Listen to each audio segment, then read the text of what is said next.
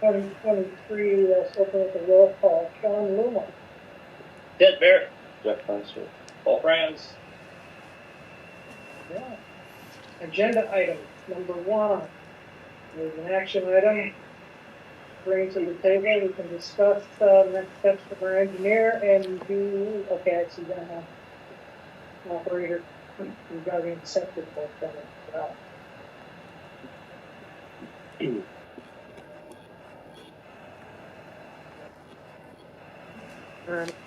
Okay, yeah. So we met with Keller.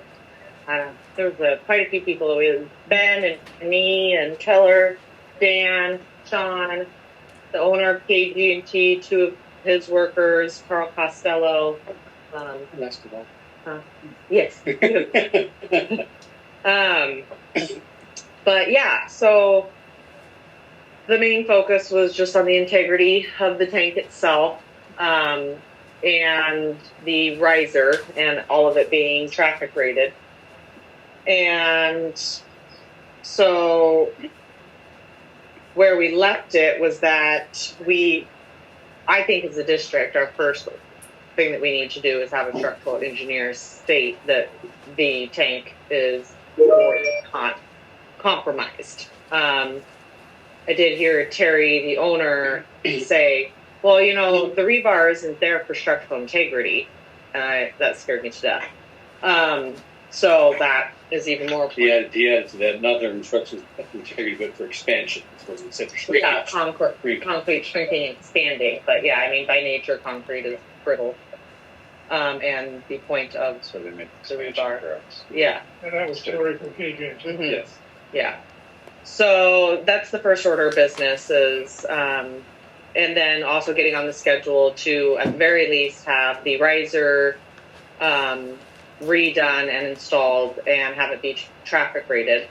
So getting that on the schedule, another one of the things that we all kind of discussed was having routes, because the assertion from KG&T is that our tanks are designed different than any other tanks. Well, confused to doing septic tanks. Anyway, not used to doing septic tanks in parking lots. We have to make sure. You're correct on what? There may not be designed tanks, just standard septic tank in somebody's backyard. Nothing wrong with that. Yeah, I don't think that. They deal with commercial all the time. Yeah, what he meant by that was that you're not using that type of tank for residential, commercial, either one. Hasn't been around for a long time. Not that it wasn't necessarily traffic rated at the time. Yeah, that's 35 years. Yeah. But I mean, that was just a separate issue that he doesn't see many of them. There aren't many of them around. Yeah. And because of the way it's designed, it can create a level of complication. So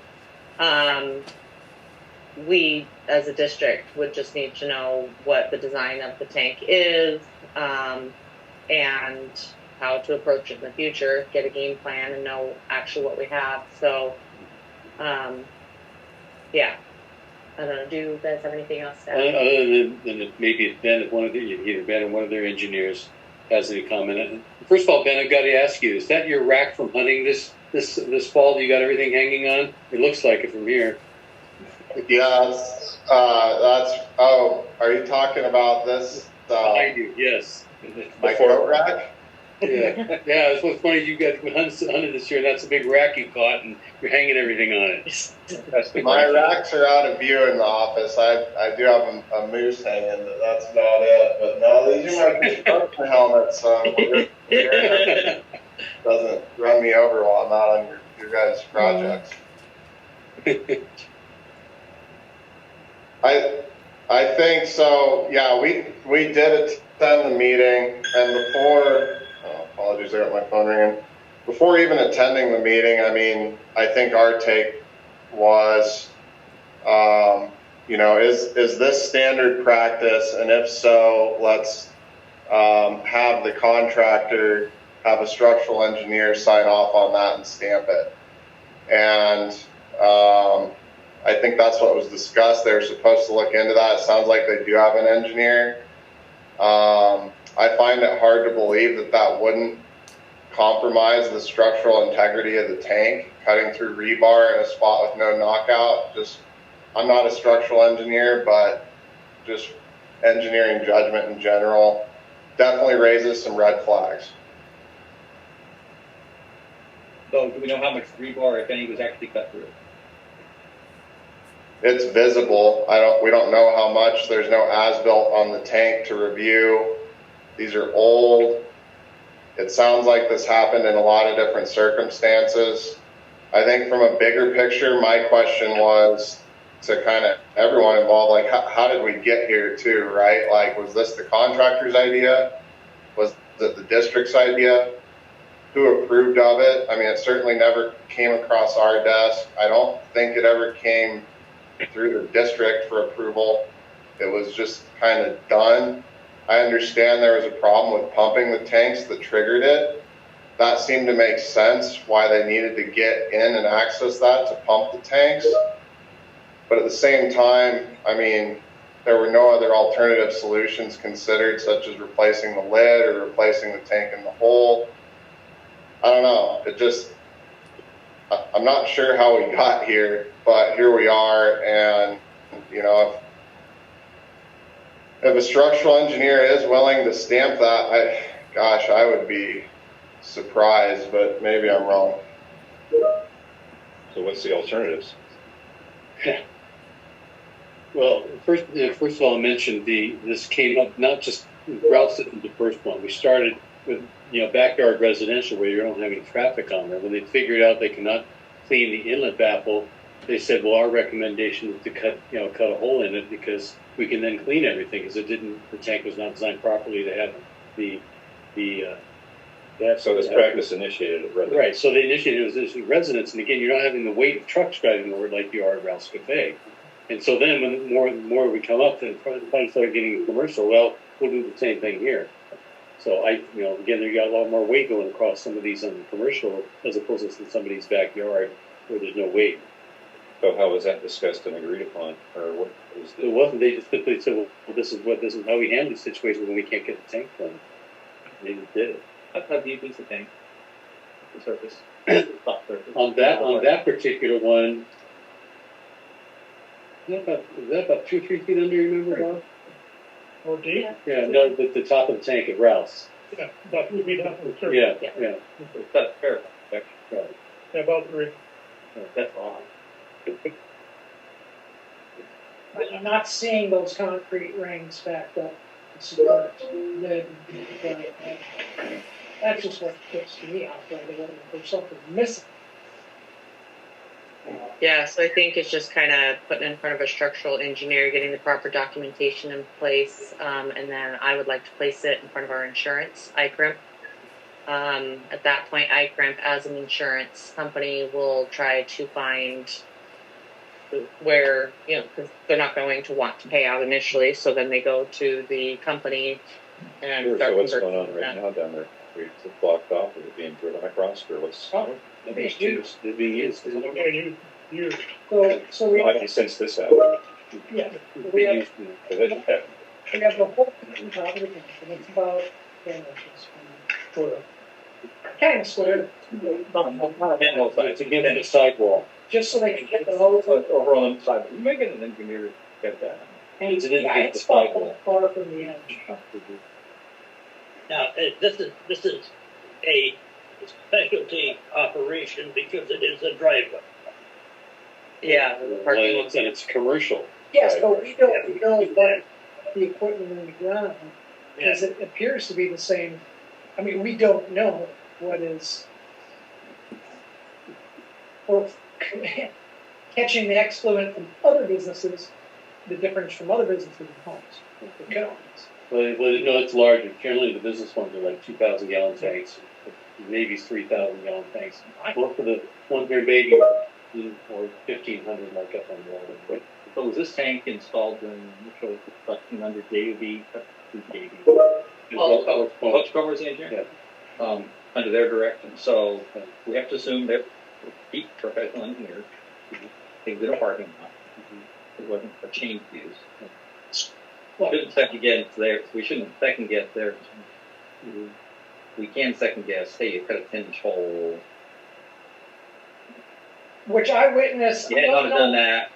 if there was rebar going across that they cut, or if they just cut the one.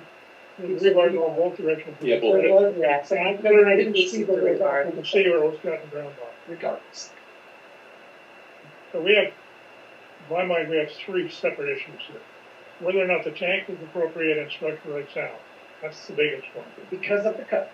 Because well, either because we cut or before we cut, it may not have been either. Just right now, is it the conditions in right now? And that's question number one. Number two is the riser itself is not set properly. There's no doubt about that. So we need to have another riser on it. And sealed, I think you were talking about, Bob, also. Yeah, so that's the tank. Mm-hmm.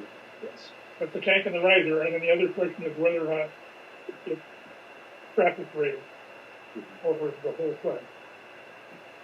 And we need an engineer's decision first on the structure of the tank.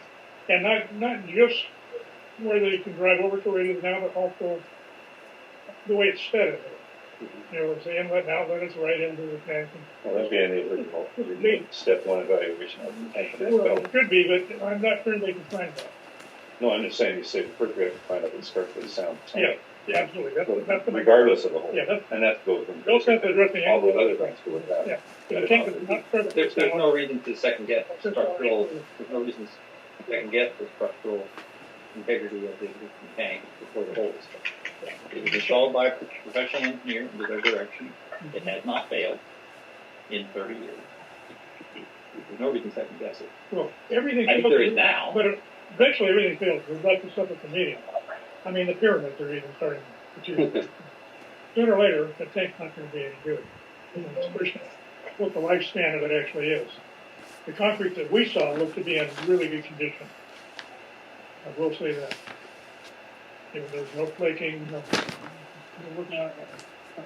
but you can't tell by looking at something, especially with no rebar on it, whether it's structurally sound. It may not have ever been structurally sound, or maybe just fine. So I fully understand this. I know how our residential tanks is made, and they have a lot about this high up that the emulsion goes underneath that, and you can suck that out by putting the hose underneath that space. Now, isn't this that way? It was full of fluids. We don't want it to be that way. Yes.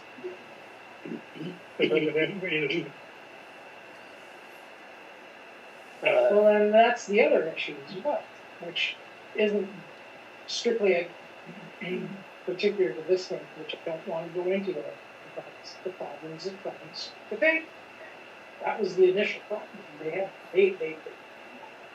got the direction to cut through the top because they couldn't stuck it out. And we're having those problems with other tanks. Well, and when you suck the bottom out, the top falls. I mean, the level goes down, of course, and that's when we miss. Yeah. So where are we having such big problems sucking these tanks? There's a couple of things. Sometimes they may have a baffle wall like the one Ralph says in there, and you can't get around in all the corners. Other times you may have an inlet baffle that could get clogged, but there's not an opening or a lid on that side to be able to clean it. You're at the other end of the tank and you just can't get to it without somebody climbing down in there. Kind of Well, but we have a lid about this size. In fact, I can get a train travel down in it on the other side. Right. And again, not all tanks are like that either. Where you can get that. Okay. Yeah, I'm trying to find something that kind of shows an example of how we have been told the tank is designed. Our handouts that we gave up to me. Yeah, I don't have them on me. I assume we don't have the drawings as built. We have as-built, and so we drew over the as-built that we had. Oh, We that's thought right, yeah. what our tank was designed like, and so I had to draw over what they were. It just seems like, and Sean and I have looked, we don't have any as-built for what this tank is. And the idea has been presented to us that it's even a possibility that whatever tanks we bought in bulk, that company was not designing proper tanks. They're not in business. Then they're not in business anymore. You know who actually, Pardon me? do you know which company was doing it? No. Handle Yeah. concrete, Yeah. revolve like roof ball. They bought it. Yeah, they were sold when they bought it. They bought it, they took over some of their operation, but not this one. Panhandle was down there behind the movie theater on just west of 95 at Dalton. Yeah. And Mike Mullen bought it, and he moved it out to the state line. And Mike retired. He sold it to Wilbur Bolt, and all the guys quit him. It's, And Wolves is gold. They made out of some of the design. it definitely is a factor that We they didn't put them in without inspecting them. So he says that the tank is designed like this. So the inlet comes in here, and then up to here, and then there's the inlet viewing baffle from here. And then there's this wall that comes down right here, a wall that comes up from here, and then there's this open part, and then again, a wall that comes down here, and then a little offset, there's a wall that's over here. So he says that when he comes from here, he's having a hard time getting over and into all of this stuff. So, the design that was shown to me, he said that he knocked the hole over the baffle, which is conflicting to some of the pictures that I have. Because, yeah, anywho, it's also possible that the new hole is not here, which I think is probably not. But also really, really close. All the pictures that we show, the baffle is still intact. But when you look at the picture, the afterwork, there is a wall right there. You cannot see the inlet. Which, if he had actually knocked it through right here, like he says, we would be able to see the inlet. We can't see the inlet, which is why I think that it's probably right here, or there is no wall. I don't know. But either way, we need to know. Open there, so you can't. Yeah. Yeah.